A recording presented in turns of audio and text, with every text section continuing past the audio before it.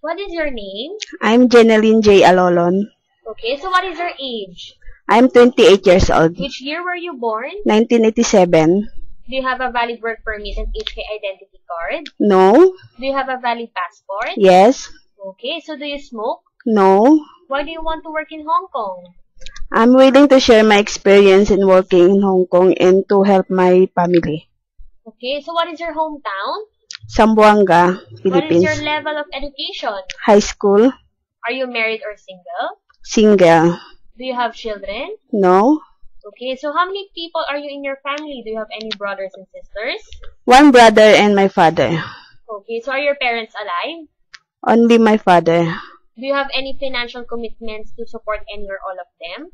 All of them. If they fall sick, who can take care of them? My sister-in-law take care of my brother and their children. Do you have any debts or either here or in your home country? No. Do you owe an employment agency any money? Yes. Okay, so how many years No. of experience do you have? 6 years. How do you have any allergies for food, drugs, and detergents? No. Are you afraid of pets? No. How do you handle conflict with your previous employers? Just to be patient and honest with them, Do you accept no day offs but to be paid by your employer? if needed. In your last place of employment, were both employers working? Yes. Was your role primarily childcare or housework? I'm a housework but mostly in cooking. Okay, so how many hours each day do you work? 15 hours? Do you have a first aid certificate? No. But are you willing to take? Yes.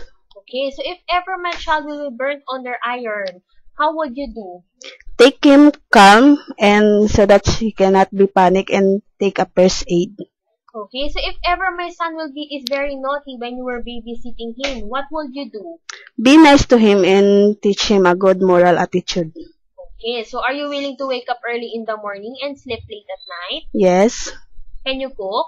Yes. Which cuisine are you familiar with? Chinese food? Okay, so you're willing to cook Chinese food. Yes. Can you speak Cantonese? No, but I'm willing to learn. Okay, so are you willing to cut your hair short? Yes.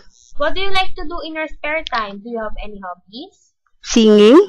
Okay, so do you have any message for the employer? Good day, ma'am and sir. I'm willing to share my experience in working with you and to be honest and sincerely working. Okay, so can you please recite or sing one nursery rhyme? London Bridge is falling down, falling down, falling down. London Bridge is falling down, my fair lady.